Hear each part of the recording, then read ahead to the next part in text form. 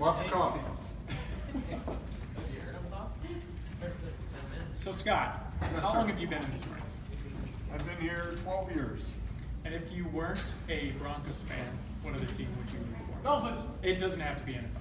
No, well, I started out as a 49er fan, and then I moved to Alaska and became a Seattle Seahawks fan, and I moved down here and became a Broncos fan. So Kind of just Not very fickle, yeah. I am very fickle, yes. But I've been married for 21 years, so That's good. Well, thanks, Scott. thank you. So, a little history about myself. I know some of you people are new since I did my last presentation. I've actually been in the insurance industry for about 24 years now. I know it looks like I started when I was 2, right? So I started out as a claims adjuster, as an independent claims adjuster, and handled a lot of claims for a lot of different things. And that started in California. That moved me up to Alaska because I asked for a transfer anywhere out of California with snow.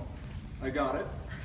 And handled claims up there in Alaska. One of the best claims I ever handled, the first one I actually handled, was a salmon smoker knocked over by a brown bear that burned up this guy's backyard and damaged the snow machine, or some people call it a snowmobile. So the fun thing was, this was all before email and internet and all that, and I sent the pictures out to the insurance company in Washington, D.C., and the insurance adjuster called me and said, okay, first of all, what is a salmon smoker? It was basically a mini barbecue. You put the layers of salmon on there and it smokes them, and really delicious. Second of all, why is there a brown bear in this guy's backyard? Well, that's Alaska. People live out in the sticks, and this was out in Wasilla where Sarah Palin came from. Brown bears are all over the place. And he said, thirdly, what's a snow machine? He figured we were making snow, like the ski resorts do. And I said, well, it's a snowmobile, and they ride it, and this thing. Okay, now I can handle the claim. So that was one of the fun ones. Another fun one I had was a dog sledder running on his dog sled with the team in front of him. Someone had put a chain across the trail because they didn't want people on their property. The dog sledder didn't see it. All the dogs went right underneath it. Dog sled itself hit, knocked the rider off, and broke up the sled. How do you adjust for the cost of a dog sled? That was an interesting one, so I had to figure that out. So all that being said, and then I moved down here 12 years ago and handled claims down here before I opened my agency, and want to help people with their insurance, to help them understand what their policy is, what it covers, how it covers them, and what they have and all that for their businesses. And so bringing all that together, Rodney and I have actually been a great team here recently, because one of the policies that's came to light in the last couple of years here for me is a cyber liability policy. And really the cool things about it, how many people in this room, if you own your business or an employee of it, have $1 million sitting in the bank for you? Nobody? Really? Okay. So if you have a cyber attack on your business and they take all your client data and all that information, and you want to hold it for ransom, and then you got to pay out $10,000 or $15,000 for that ransom. The other part of it is, now you have to notify all those clients too, and let them know you're going to monitor and pay for their credit monitoring for at least a year, per law. And I believe the hours you have to notify them is within 72 hours of the attack.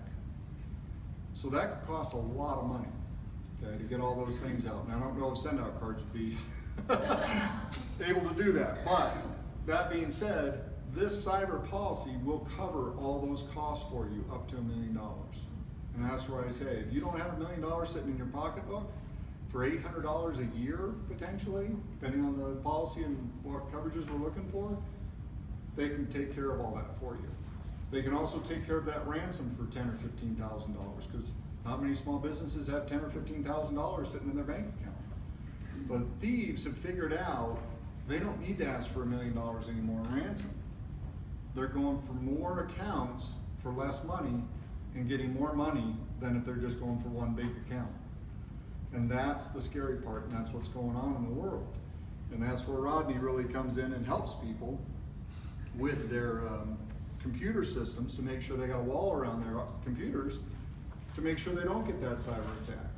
But just in case, just like Tony with your homeowner's insurance and auto insurance, you never know when a claim's gonna happen. Anything can happen. Anybody can find something to get in there and attack you. Now, the couple of businesses or industries that the cyber policy doesn't work for are social media, adult content, technology companies, payment processors, sorry, Carla, business processing, outsourcing, and debt collecting. Anything else, we can put a cyber liability policy on those businesses. Like I said, it's fairly inexpensive and easy to set up and put in place. So one of the articles I found in doing some research is the FBI found that a young man sits at a cafe in the Volga River in the western Ukraine using his laptop. He just robbed your company in the US of $11 million, and your employee was his accomplice. Now, as Rodney can attest, these people are getting really crafty. And what they're doing is they're grabbing your email address, like I have AndersonInsuranceCo.com, changing it just a smidge, getting it in there, sending an email to someone in your business. Looks like a regular email came from like the CFO or someone higher up saying, hey, you got to transfer this money this way, whatever. Well, someone does that money transfer, not knowing this wasn't correct, all that money's gone. And you can't get it back because it's overseas and it's out of the way. So that's the scary part of what's going on, and that's why I say if you don't have those protections, highly encourage you to talk to Rodney here and make sure you get those. Now, a couple of the exclusions I found that were fun in the policy. Nuclear incident exclusion clause. Don't know if that will be a problem, because nuclear action occurs, I don't know that we're going to worry about cyber attacks. Radioactive contamination clause. Again, probably not a big issue, but just want to bring these exclusions out and make you aware of them. So this is big business, very big dollar values going out, lots of claims. I just heard, I think on the radio this morning, that there were more hotels got cyber breached. So all your information, you give them a credit card when you go to a hotel or a debit card, that's now out there and gone. So again, if you're using a debit or credit card, make sure you're watching it. My card actually, my debit card yesterday just got compromised. Apparently I booked a hotel room in China yesterday. I don't know if, Jerry did it. I was gonna say, I don't know if Jerry stole it, but yeah, so I had to cut up that debit card and they're sending me a new one because it got attacked. So it's happening, it's going around the world, it's very expensive, especially if you're a business, a small business, as we all are. And so if you do have questions on it, you do want to review, you do want to make sure you're protected, please come see me, please come see Rodney. Between the two of us, we can get you protected and get you taken care of. Now, for a ticket, who can name me, raise your hands first, don't everybody scream out, who can name me the 3 countries I mentioned in my 60-second commercial? China. Oh, Tony? Yeah, Russia, Ukraine, and China. There you go. So, with that, I'm done. Thank you very much. Thank you, Scott.